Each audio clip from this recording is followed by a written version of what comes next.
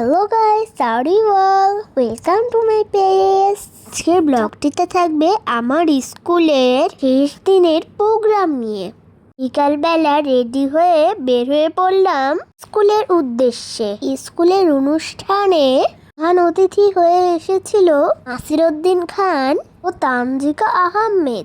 দুজনেই অভিনয় জগতে আছে। জাতীয় সঙ্গীত দিয়ে অনুষ্ঠান শুরু করা হলো। তারপরে একে একে সবাই তাদের মূল্যবান কথা বলল। তব্বর মাঝে মাঝে কিছু কিছু অনুষ্ঠানও চলছিল, গান, কখনো তবলা। আমরা তো সবাই বেশ এনজয় করছিলাম।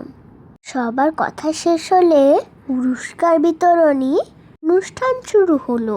যে আমি এটা গানের জন্য পুরস্কার আনতে গিয়েছিলাম, তারপর এখন যাচ্ছি কবিতার জন্য আনতে।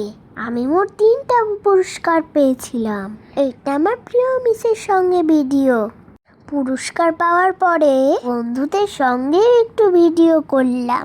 আমি কিন্তু অনেক খুশি হয়েছি পুরস্কার পেয়ে, কারণ আমি ফার্স্ট টাইম পার্টিসিপেট করেছিলাম।